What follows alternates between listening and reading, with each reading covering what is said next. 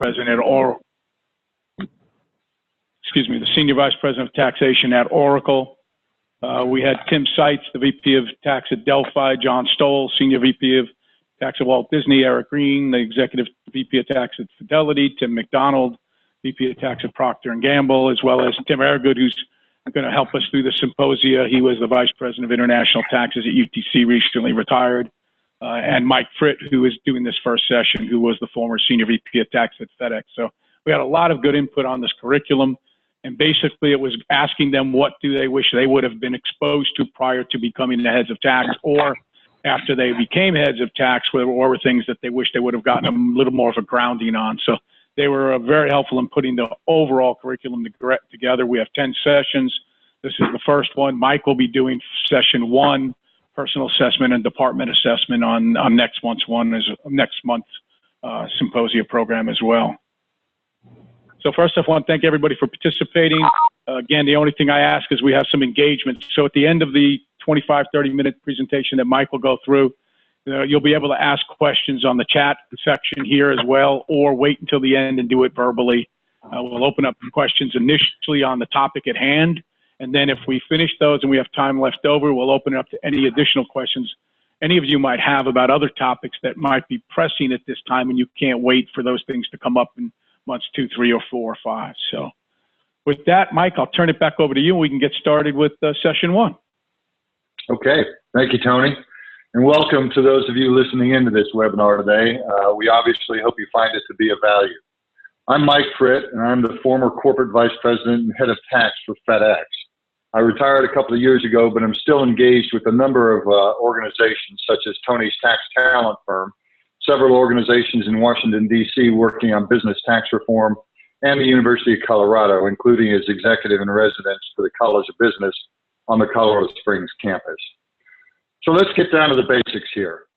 For you to be successful in your tax career, you need to answer 2 fundamental questions that we are going to ask, or we're going to discuss today.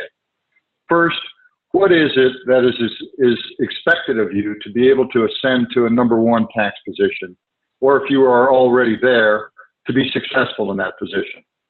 In other words, what are the critical success factors for that position? And in the process of answering that question, you're going to have to identify the key stakeholders who will have a major influence on your critical success factors, and you need to determine the proper communications protocol with those key stakeholders.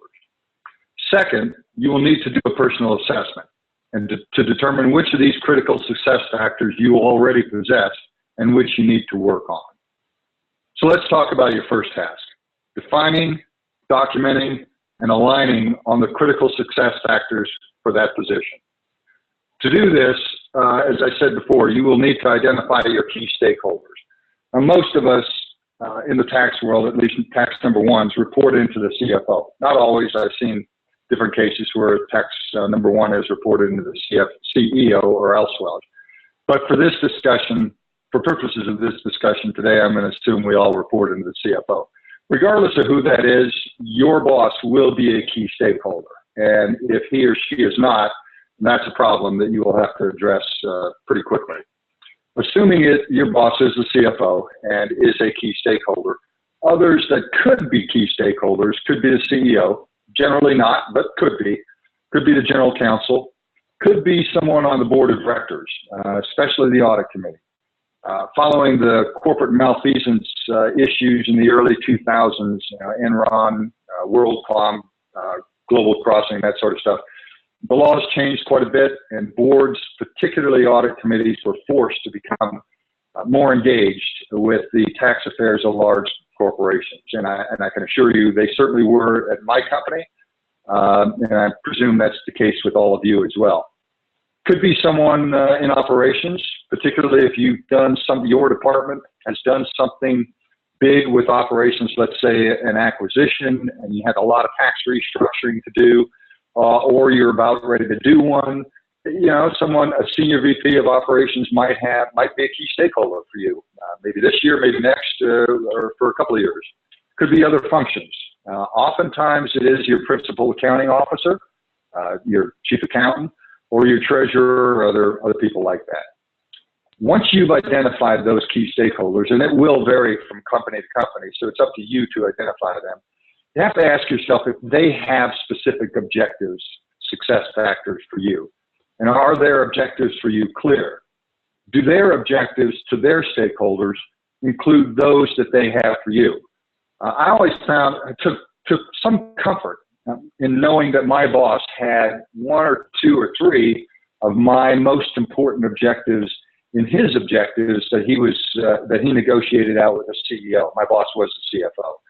It wasn't always the case, and I've talked to a number of chief tax officers around the country, and they don't always see that, have that kind of visibility. I was fortunate in that regard because my boss gave all of his direct reports his objectives. But I always found it comfortable to have some of mine in his. Where I think the bigger issue would be is if your boss has tax objectives and his or her objectives that are not consistent with yours. And you need to address that immediately, yesterday, actually. Then you have to ask yourself if your stakeholders need to be educated on what your position is responsible for, what the objectives should be, et cetera, et cetera. Again, I never had a real issue with this. I mean, there were times that I had to educate my CFO when he wanted an objective included or wanted it a certain way. The bigger issue here is going to be, let's say you're in position and your boss changes. And particularly if you're one of those companies where they rotate people into the CFO seat or C-suite seats in general, you might have somebody rotating in from operations that has no financial background, not to mention tax.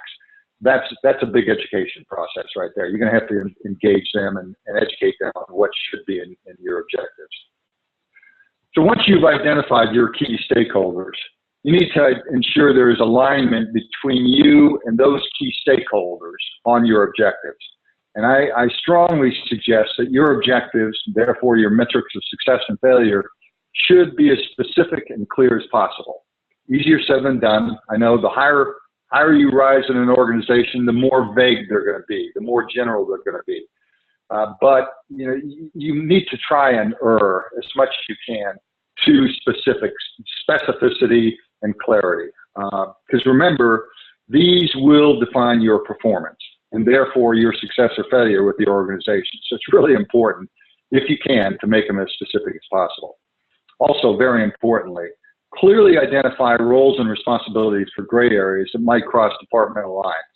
Tim and I and Tony have noted some here on this slide: VATs, payroll taxes, local foreign filings. My boss was fond of saying to me, "Frit, if it has the word tax in it, you're responsible for it. I'm holding you accountable." Well, we operated in over 200 countries around the world, and I can assure you we did not have the luxury of having a tax person in every one of those countries. But we did have generally an accountant type, a controller, because we had to keep the books in those countries. And we had VATs or local filings in those countries. So I would piggyback off of those people. But I made it really clear to my CFO that he had to make it clear to the chief accounting officer that I was responsible for taxes and he had to work with me or my people in organizing how these types of responsibilities were handled. Another example there is payroll taxes. In our company, and I know it's different company by company, but in ours, the payroll tax group reported or rolled up to the payroll group, which reported up to the accounting group. Not to me, but I was responsible for payroll taxes. So again, it's really, it will be to your benefit to upfront identify who has responsibility for it and who has control or what kind of control you have over it. Then ensure clarity of communications protocol. We talked about that earlier. Your key stakeholders, you have to ask yourself, do your key stakeholders prefer meetings? Do they prefer telephone calls, emails? Would they rather not hear from you at all or just not hear any surprises? This is important because while you may have a completely valid reason for talking to him or her, let's say it's your boss, for example, if you don't do it the way they prefer, 50% of your effectiveness could be lost immediately, right out of the gate. I do remember when I joined FedEx, and I was there for about 20 years, the company I had come from, my boss preferred meetings, just stroll down to his office, talk about whatever we were having an issue with. And so I did that with my new boss at FedEx, and I quickly found out he did not like that. He did not like meetings at all. He thought they were a waste of time in general. And over the 20 years, by the way, I kind of generated or got to his point of view as well. He preferred emails, a short email just discussing what the issue is. And if he wanted to, he would give me a call or meet with me or whatever. You know, obviously there were changes to that. If it was a privileged and confidential matter, we would not do that. I'd just pick up the telephone. But I realized real quickly that he didn't like the meetings, and 50% of my message, the effectiveness was lost when I tried to do that. All right. So your key metrics, once you've identified your key stakeholders, and you've identified how you're going to communicate with them, obviously you're going to be negotiating metrics, success factors with them. I'm not going to go through these in detail here. We're going to talk a little bit more about these in the second session on the tax department assessment. But these are the kinds of things that typically show up in, let's say, a number one tax position's objectives. I've talked to a lot of people across the country, and these are typically things that show up. And I would bet that most of you have some, if not all of these, in your objectives as well. So once you've identified those key objectives, you've negotiated them out with your key stakeholders, the second fundamental question you're going to have to ask yourself is, how do I stack up in these areas? You're going to have to conduct a self-audit. And you really do it in two phases. One is technical, and the second is non-technical. On the technical side, conduct that self-audit in two areas: functional, technicality, and specialty. By functional, we mean compliance, audit, financial and tax accounting, planning, regulatory, and legislative. Ask yourself and be honest, which areas of these do you have on your resume? Which are you strong in? Which can you market for yourself? Which don't you have? And, is that a gap that you need to address? Same thing with specialty taxes. Things like income taxes with subsets for federal, state, and local, international, property taxes, excise taxes, sales and use taxes, international non-income, VATs, GSTs, et cetera. And be aware that, there are potential subsets in certain companies. We've listed some here: the 861 sourcing rules, 901 foreign tax credit rules, R&E credit rules, et cetera, et cetera. When you're conducting that personal assessment, assess not only your strengths and weaknesses in these two areas, functional and specialty, but also what is important to your company. For example, if you are with an international oil and gas company, my very strong bet is that Section 907 in the Internal Revenue Code is going to be really important, the FORE and FOGI rules. And if you don't have any expertise in that area, there's probably a gap. If you're a tech or with a tech or a pharma company, the R&E credit rules are probably highly important and something that you probably need to have. They're important for everybody, or at least most companies do take advantage of them, but particularly important for those kinds of companies. So ask yourself what your company needs, what they're looking for, and what do you have or don't have. Consider non-tax areas, accounting, treasury. Obviously, and you all know this in your positions right now, there's a lot of interaction between tax, accounting, and treasury. Let me just give a very simple example. Let's say your Treasury Department is just starting to embark on foreign currency hedging. If you don't have any tax background in the foreign currency rules, I would consider that a gap if it's a big project for your company. You might be able to cover that up if someone else in the department has it, and you can rely on that person. But in general, if it's going to be a huge project for the company and it's something important that they're just starting to embark on, that's probably a gap. So ask yourself those kinds of questions.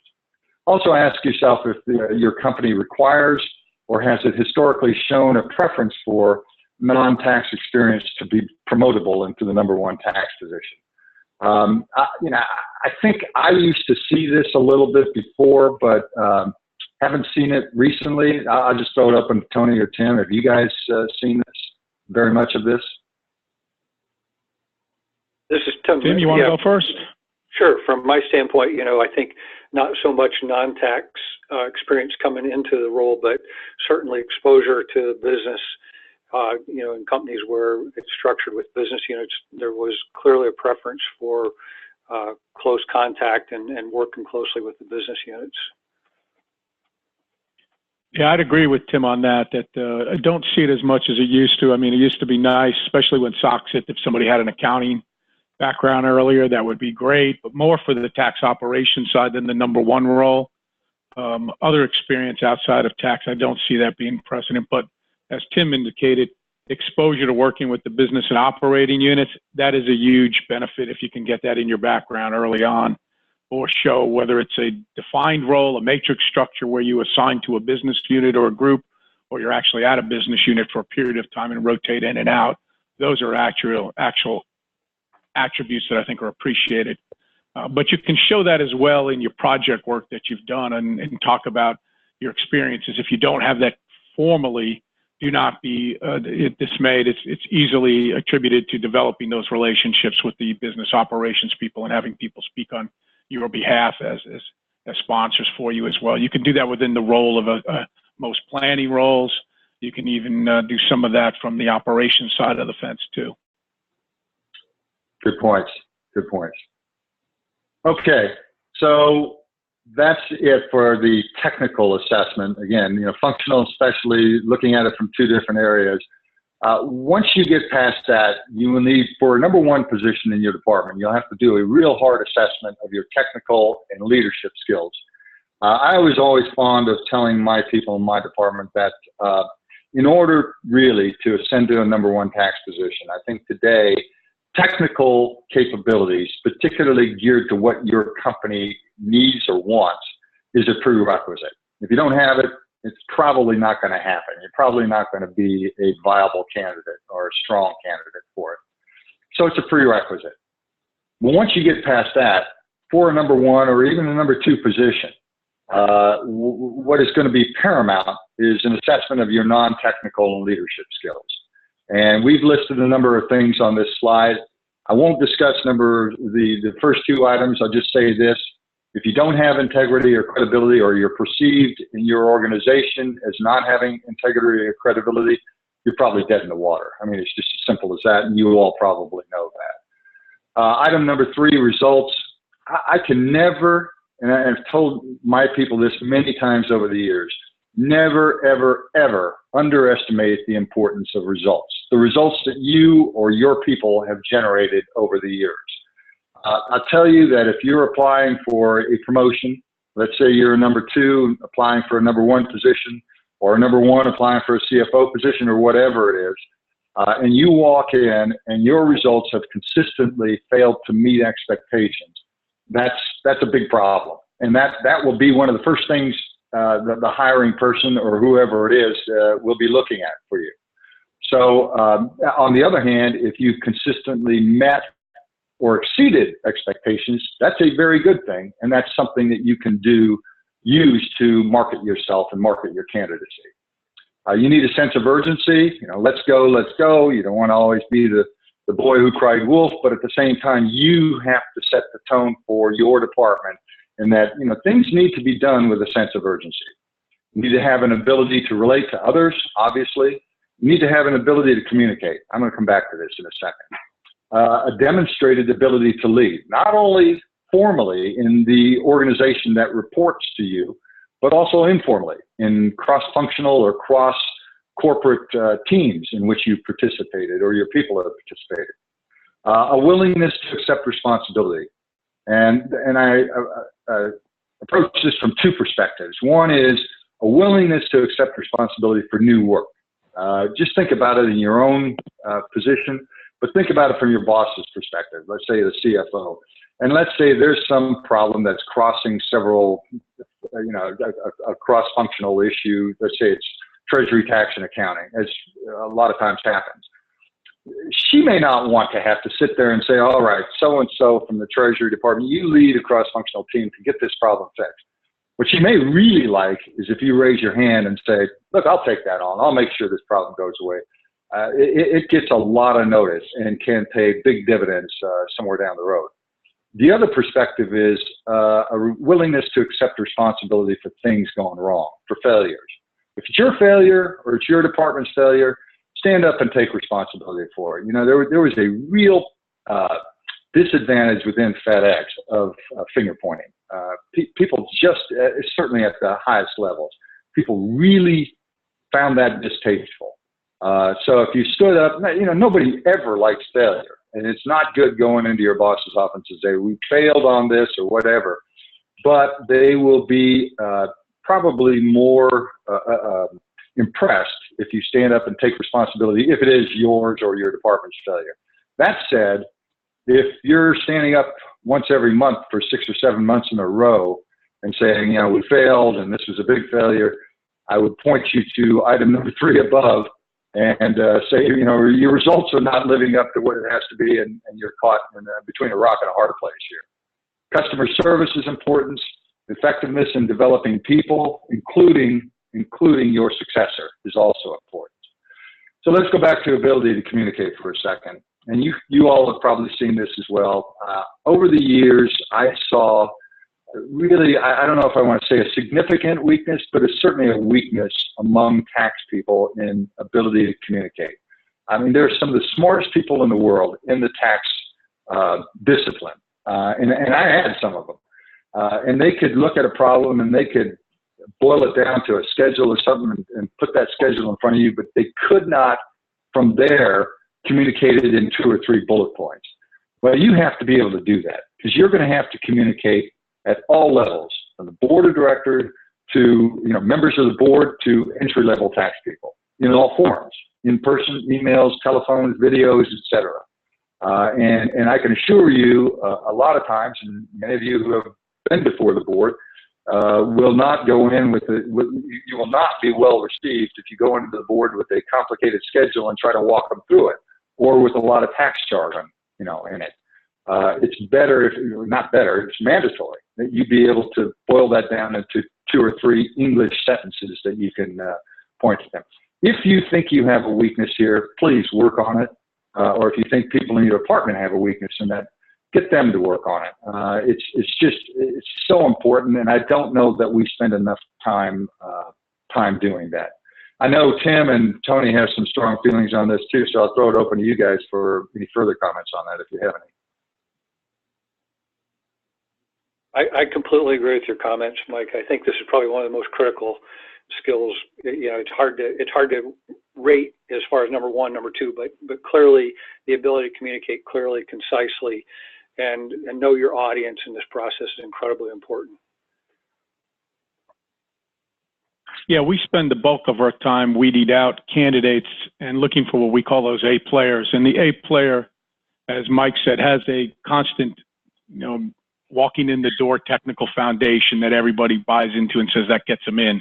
That key opens up the door. What separates them is their ability to articulate and communicate complex matters to somebody as dumb as I am. So if they can make it down to my 4th grade level and make something complex simple, I start to see the pattern that they get it. They know how to take things and keep them short and sweet. I have the CFO story that I always have that, and this is a true story. CFO calls me up and says, I got to get rid of my head of tax. And I said, why? I know the guy's technically really good and everything. And he says, well, I asked him for what time of the day it is. And he doesn't tell me what time of the day it is. He wants to explain to me how the clock works in detail. And he's driving us all crazy. So this has to start early. So we're talking about your skills as individuals, but we're also, Mike hinted about this, getting your team to work on this. And the first part of people's careers, maybe it's the first 6, 7 years, it's technical foundation, 2/3, 1/3, working on the non-technical skills, including communication, project management, these kinds of things. And then in the middle of the career, it's probably 50-50. And then I tell everybody when it gets to your senior leadership levels, number 2s, number 3s at really big companies, and certainly number 1s, it flips the other way. And it's 1/3 technical and 2/3 is all these other areas that are more critical. And every CEO and every CFO and every board member that calls me when looking for new leadership in their groups, it's all about this side of the coin. I have a global company that everybody would know, probably one of the top 10 largest companies in the world.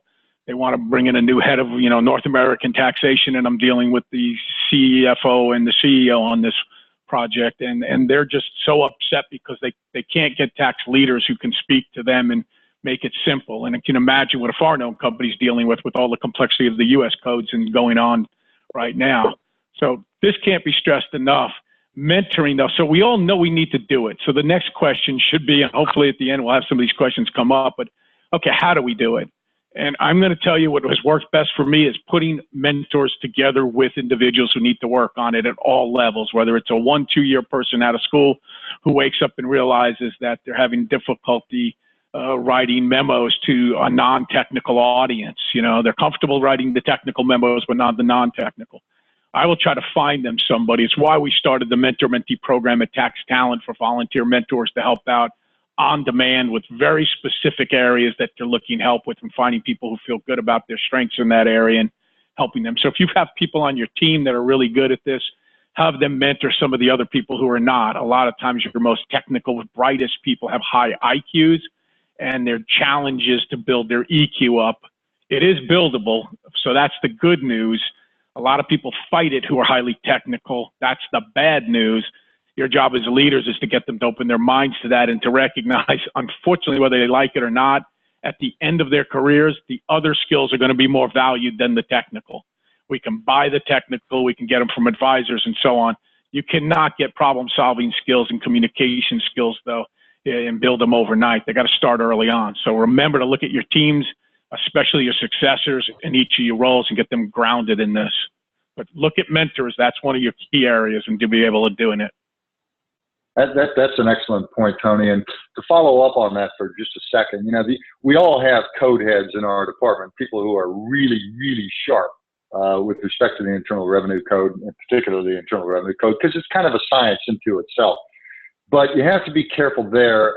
Aside from getting, you know, a mentor for that and those types of individuals to be able to communicate better, also be careful sending them into meetings with non-tax people. One of the worst we had internal clients, one of the worst internal client reactions I had one time was when we sent somebody like that to you know, an operations meeting, and he just sat there and basically recited all these code sections. And the head of the operations group came into my office later on and said, "Don't ever send that person to me again." Well, that reflected, well, the guy is really, really, really smart. But, you know, that kind of meeting, and again, an inability to communicate reflected poorly on our entire department. And by the way, since I was heading the department, on me. And it's the same thing you all have that sort of challenge as well. So it's not only you, but your people as well. Okay, so once you have gone through and assessed your technical and your non-technical / leadership skills, we suggest that you assess your strengths and gaps from two perspectives. First, within your current company, and bear in mind what we talked about earlier, if there are specialty areas within your current company that are important to your company, you know, the R&E credit rules for tech and pharma companies, blah, blah, blah. Also assess externally what you might look like to another company outside your current company. I'm not here to advocate that you be looking outside, but, you know, depending on what your personal objectives are, if you're a number 2 and your objective is to become a number 1, or you're a number 1 and your objective is to become a CFO or something else, and that is a very strong objective of yours, and you think right now you have the clearest path available to that, don't necessarily assume that's going to happen. I mean, you know, lots of things happen in life. It's called life. And a clear path can be obliterated as quick as the blink of an eye. You know, a change of one person in a particular critical position or something like that. So if those are your kinds, if that's your personal objective, then keep an eye on the external market as well. And bear in mind when you're doing that, the specialty areas in those external companies that you might need to fill some gaps in as well. Put your personal assessment in writing. If you go through everything we've talked about today, first of all, none of this is rocket science. You all know this. You all have probably seen 70 to 80% of this anyway. What you may not have done is organized it quite the way we're talking about here today. And you may not have put it in writing. If you do go through this in detail with a strong idea of trying to get to where you want to be, you will spend some time on it. But and you'll probably, you're all busy, so you may not want to spend additional time putting in writing.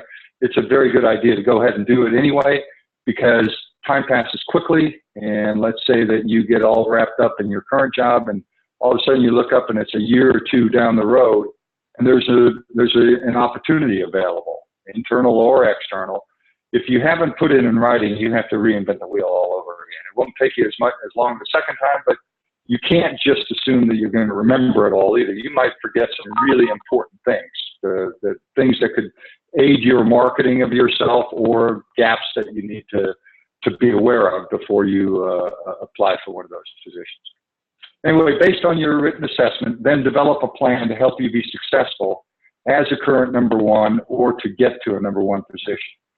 Remember the comment we made a few slides ago about results. Do your current job. Again, that's priority number one. Results will trump everything else, almost everything else.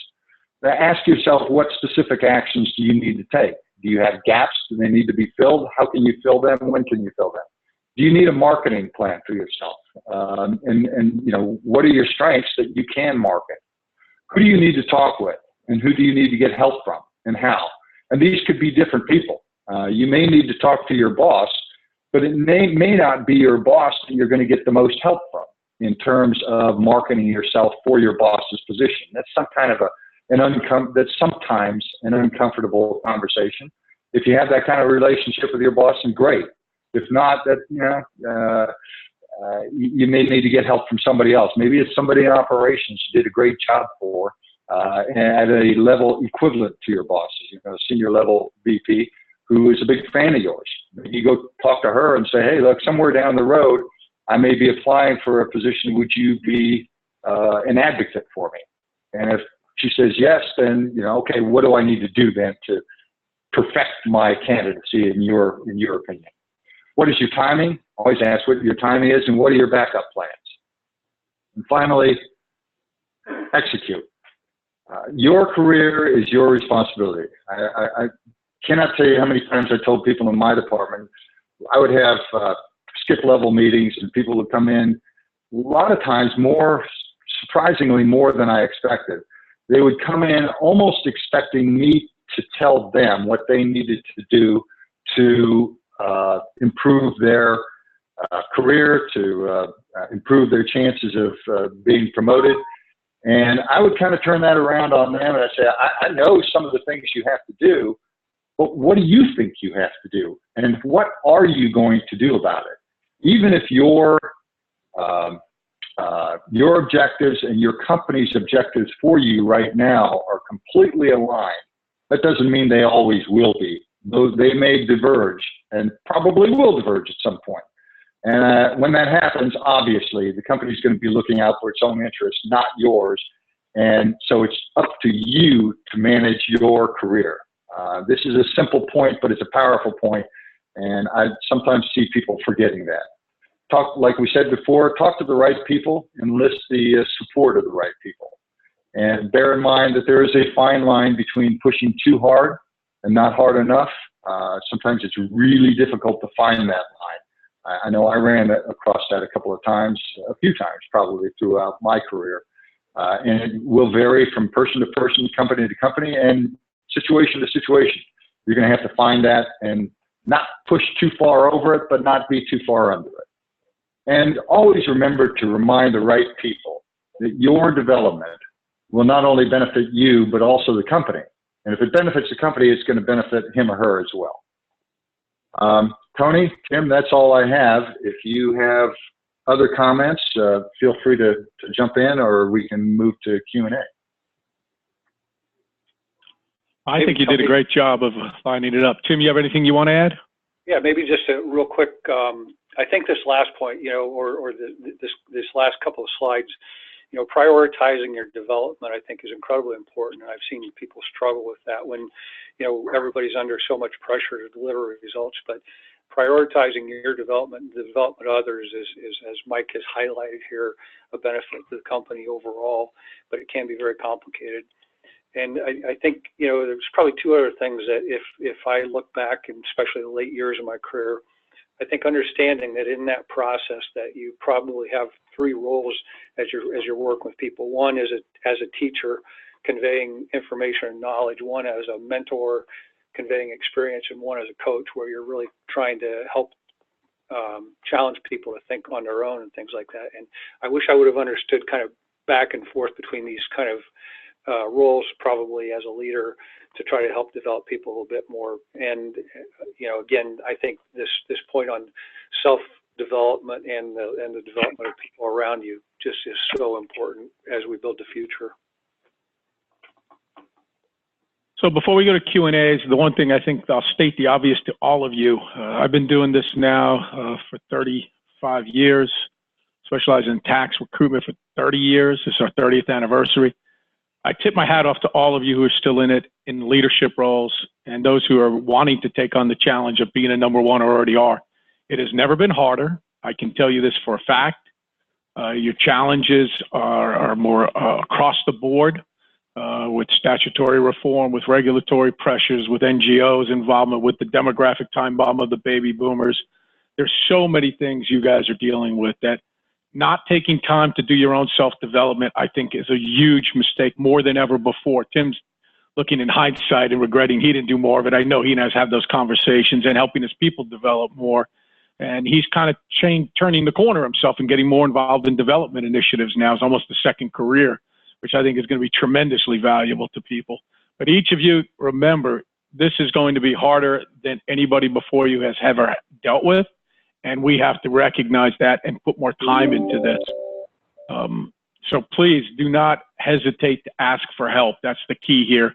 This group here will work together closely over the next 10 months.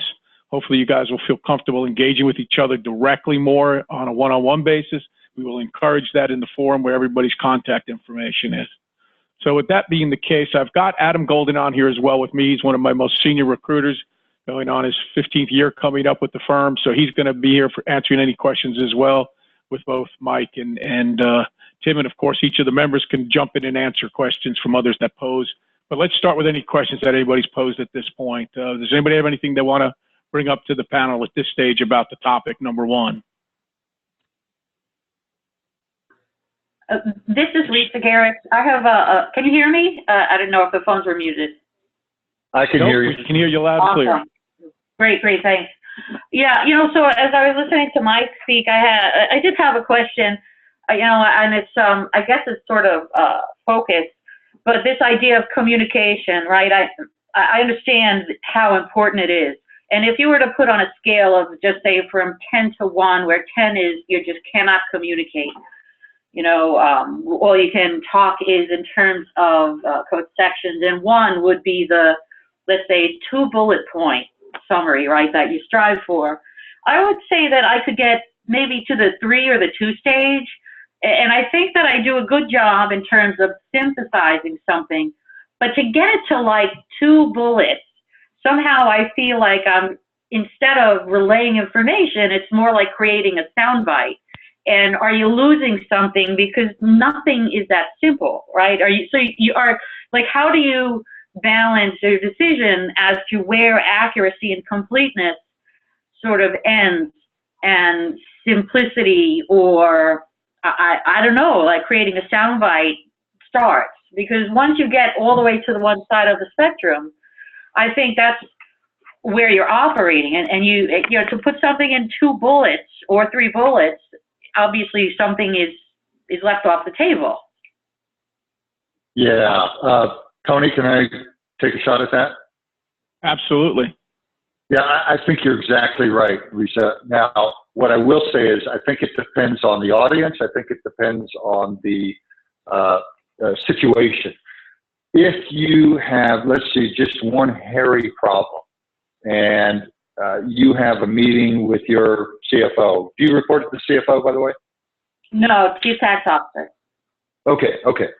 You report to him or her, Her. and this is just her. Okay, then I think the communication with that person at that level is going to be different than, let's say, if you were going to the board to give the board an update on this particular problem, if it's a board level issue that has to be discussed.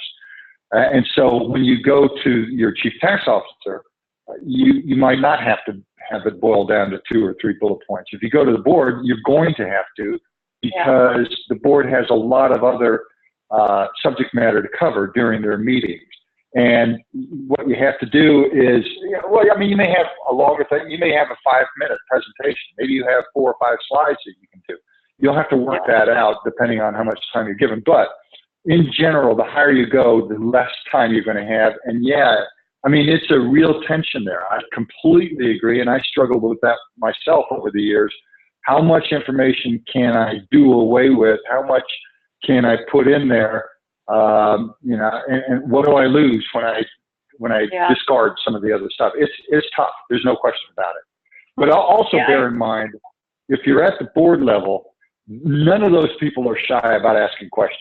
Even if they go over time, if it's them that takes you over time in your presentation because of questions, that's fine.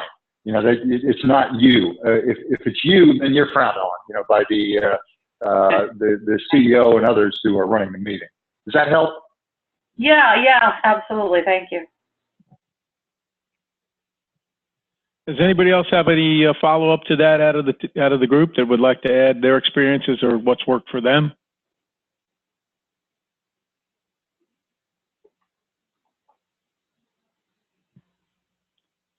Hey, Tony, this is Steve Cavallo. Can you hear me? Sure, Steve. How you doing, sir?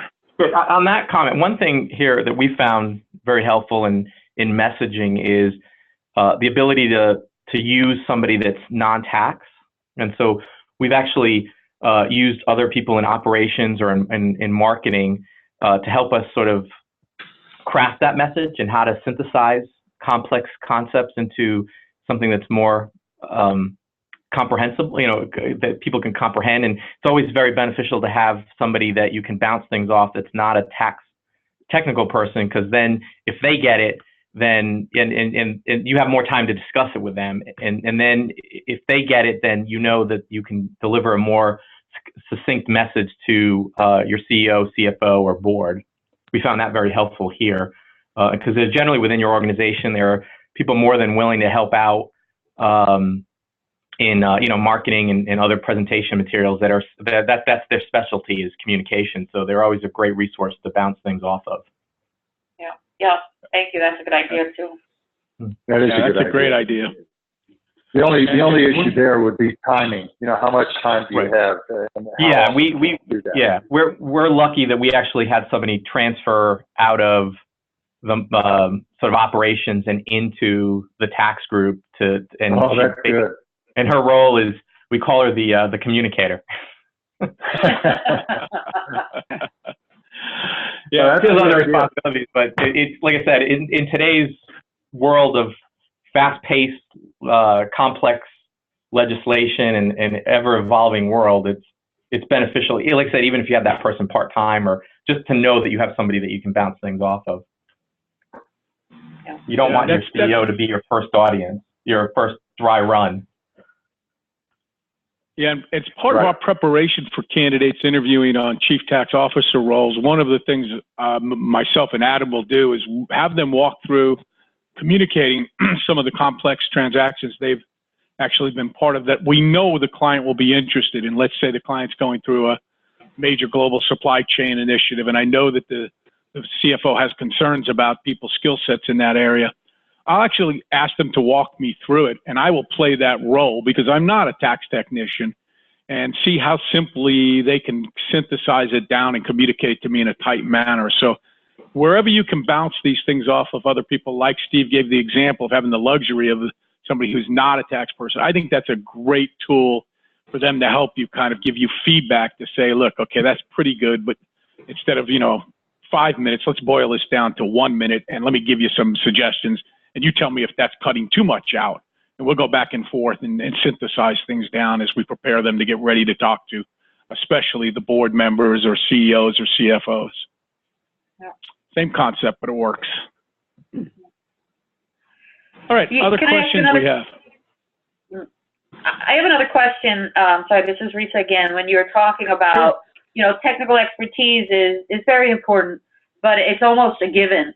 when you are interviewing or preparing a candidate for a top spot, is that the assumption, right? I mean, is the evaluation, do you just assume that the substance is there, or at least is that what the board would assume if they're attending, or is there some sort of, I don't know, is it evaluated in some way?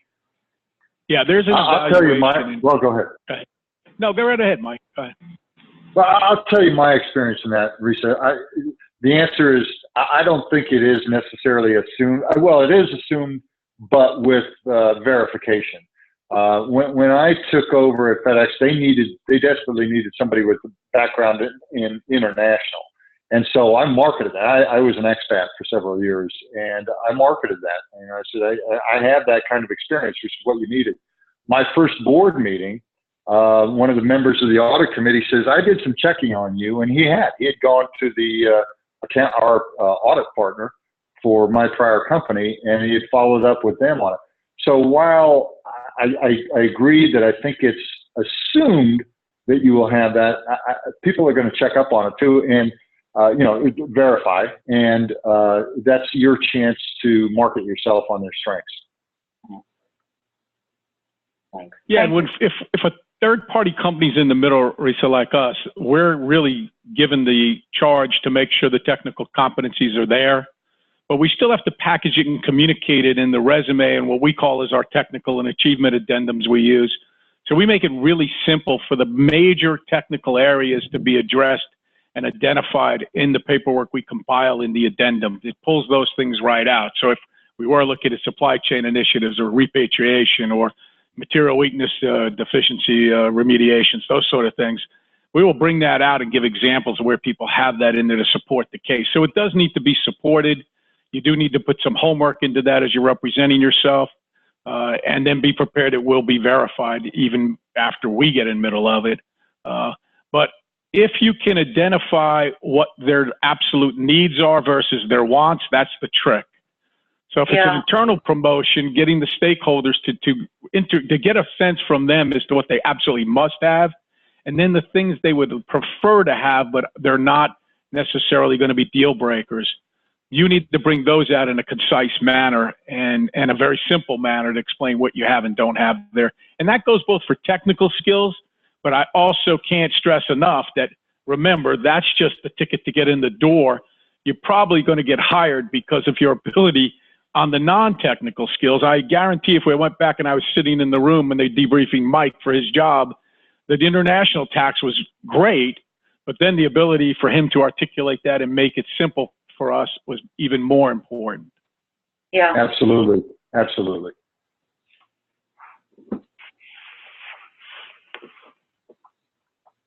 Do we have any other questions from the group or anybody that's posted chat ones, Shannon, that we need to address? Yeah, we had a few come in. Oh, sorry, go ahead. Sorry, it's Christy. Yeah, sorry. Go ahead. Oh, okay. This is Mark Leniato. I'm VP of Tax at BNSF Railway, and I've had the position, I got promoted from within. I've had the position since the beginning of February. And one of the things that's come up when I've talked to people outside the company is sort of developing a scorecard that I can use both for internally with my team and then to communicate results to the rest of the company. And the challenge is to try to make sure that I evaluate things that go above and beyond, that we don't just say we saved money, but that was just part of our job description. So I'm just curious what scorecards other people do. Good question. Well, we did the by the way, Mark, congratulations. Oh, thank you. Go ahead, Tony. I'm sorry. Talking No. I was just going to say, who wants to take that? If you want to jump up, Mike, why don't you start with a response for Mark? Yeah. Well, Mark, we did the same thing, and it's always there's a tension of how much of that do you do because the self-promotion can be depending on what the other competitors in the company are can be viewed jealously and at times can be viewed over the top. But at the same time, it's very important to promote yourself and promote your department because really nobody else is going to do it for you.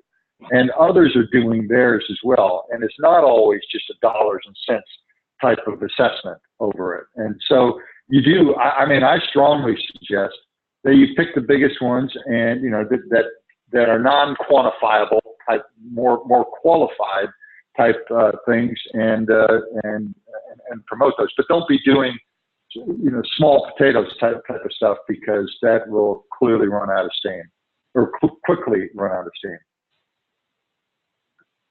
Yeah, and Mark, I would make sure you check with the temperature internally in your company as to what's valued more. I have one client where the development and leadership of the team was really valued, and HR had a lot of input. And I counseled the chief tax officer to work with the head of human resources more closely to assess what the metrics should be and what some measurements would be for success in that area, knowing that senior VP of HR had the CEO's ear. And they successfully built a strategy and a plan, and over months they implemented it with some development and training and communication skills and some of the things and that word then went back to the CEO and the CFO from the senior VP of HR, and he became their champion, shall we say. And it wasn't so much self-promotion as it was an internal influencer putting pressure on the group to say, look, these guys are doing great things. And it happens to be in one of our key areas that we set up as an objective, going back to the company objectives that Mike pulled out, tying those together. Right. That's really helpful feedback. Just sort of one thing to let people know my own experiences so far. Those things are really important to me, but it seems like there's so many things to do. You hear at 9 or 10 o'clock at night, and, you have to make that stuff a priority. Otherwise, it just doesn't get done.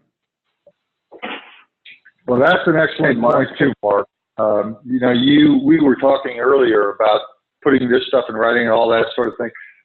Every one of you has more work than you can possibly handle in a 24-hour day.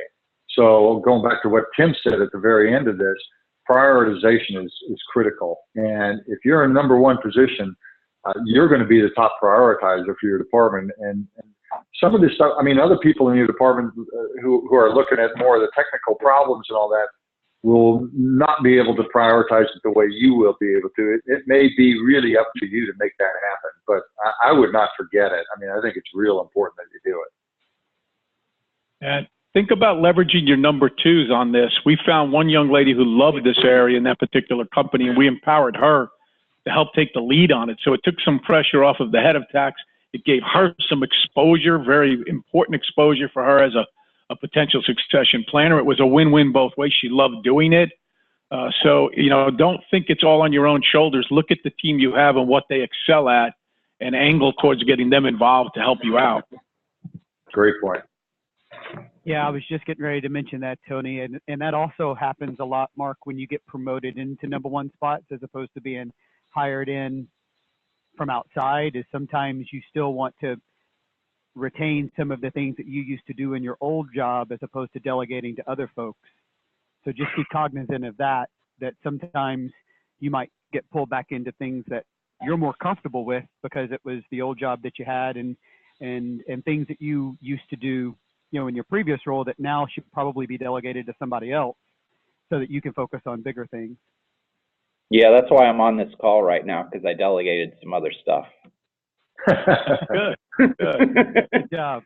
I think sometimes it may be helpful to maybe change the way you think about this just a tad bit too. And, it could clearly be viewed as self-promotion, but on the other hand, later in my career, I come to realize that people are trying to make investment decisions and, without some clear communication of the value that the department's delivering, either proactive or defensive, the stats, how much compliance is going on, how are you managing risk, and to Tony's point, other things that you got going on, like, if there's some really good people development or some processes that you have working in the tax department that could be helpful to leverage in the rest of the company.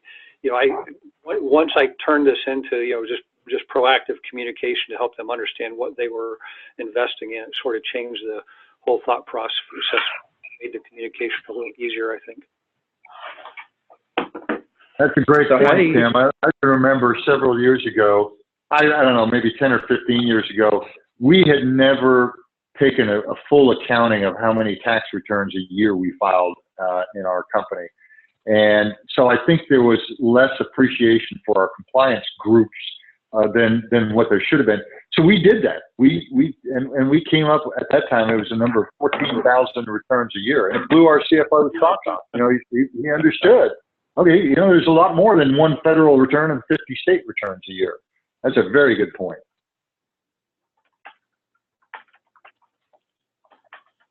Christy, did you have a question? I did. In terms of other stakeholders in the company, I mean, it'd be interesting to hear your experience in terms of approaches to get them to be engaged with you and appreciate the fact that a lot of times as tax professionals, we're relying heavily on other folks for data in order for us to meet sort of our critical objectives. So, you know, you've talked a little bit about, you know, competitors in the companies as well.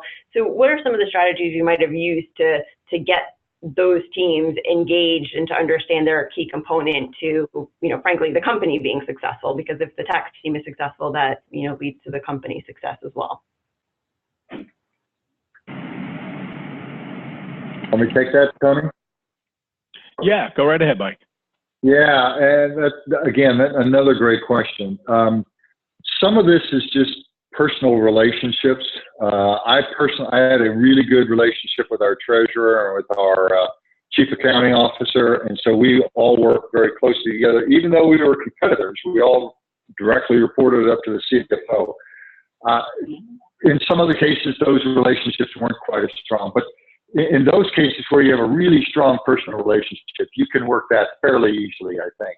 Other cases, like, for example, our operations people, for whatever reason, in our company, well, not for whatever reason, in our company, we considered our operations people to be the front line, and they were the thing, they were top flight customers of ours. Whenever they wanted something done, we were going to go overboard to make that happen. And over the years, we developed this really good relationship with almost all of our operations people. And then when it came time later on for some of my people to be promoted, these operations people would step up and say, this person's great, and Sally is terrific, and so on and so forth, because of the work we had done with them and the engagement that we had had with them. It's really going to be, again, I mean, even then we had some, you know, personality conflicts, and we'd never get those people to sign off on what we wanted. But you're going to have, you know, all of your companies are large, and you're going to have some that are great, hopefully more than not, and some that are not so good. Choose the ones that are great and use those to help market yourself and your departments. Christy, another thought that you might consider, you know, something I found valuable in the later was if I could turn some of these kind of issues into process sort of report outs. So for example, if there was a deliverable and there were milestones, and I could take sort of the milestones to key stakeholders, or, you know, maybe even the CFO or VP of tax or somebody, and basically, you know, then it becomes a process reporting as opposed to a personality conflict and things like that. That sort of helped sometimes smooth some of that out, that I thought was kind of an interesting approach, maybe. Thanks. It's not about you and them. It becomes about, you know, we have an objective, and I've committed milestones, and I'm going to have to report out on it, you know, so how do you want to deal with this? Great, thank you. Mike, when did you ever have to pull the ace card of going to the CFO to get somebody in line, and how did you approach it to minimize the damage of that, if in fact you had to do it at some point? And I did, Tony. There were a few times, but my CFO's position was, look, you're a senior level executive in the company, and you handle any of those kinds of situations. If you can't, then you come to me. But I really don't want to hear a lot about this. Just get the job done. So that was kind of the approach I took. And, you know, sometimes it meant that you had to be a difficult person with someone else or whatever. There were those times, though, when we were just at loggerheads and there was not going to be any progress. And so I would go to the CFO. I have to say, in the 20 years that I was there, maybe two hands. I could probably count it on two hands that I had to. Because, you know, what you have to remember, ask yourself when you're about to do this, is you're probably discussing someone at the same level as you that you're going to have to take this issue up to the CFO about. And that person is a fairly powerful person in the company as well. And if you do that, then it is going to generate some bad blood that may last forever. And you just don't want to go there if you can avoid it. If there are any other way to avoid it, you know, try to do that. Try to work it out. But if not, then, you know, sometimes you just have to, you know, just do it. Everybody, we have some people obviously having to drop off. We scheduled this for an hour. We'll keep the Q&A open as long as you guys want to ask questions. We'll also remind you that there'll be the forum opportunities to put follow-up questions in and get answers from all of us. So feel free to make sure you take advantage of that. Shannon will send you out a reminder of that after the session here today. But any additional questions we have about the topic or anything even off topic, we're open to answering them. And when we're done with questions, we'll all then drop off and we'll communicate during the period of time between now and the next session, utilizing the forum on TaxTalent that's been set up for us to this group alone. So is there any other questions somebody would like to get out to Mike or the group here at this time?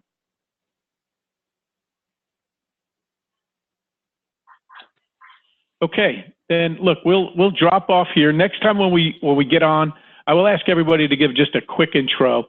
I'd like to do that so people get to know each other a little bit more. I'll take advantage of that on the next session as the starting point. So hopefully everybody will be able to make that. We'll have the announcements on the date and time out here. I think it's pretty quickly you'll have that for next month, and we'll go from there.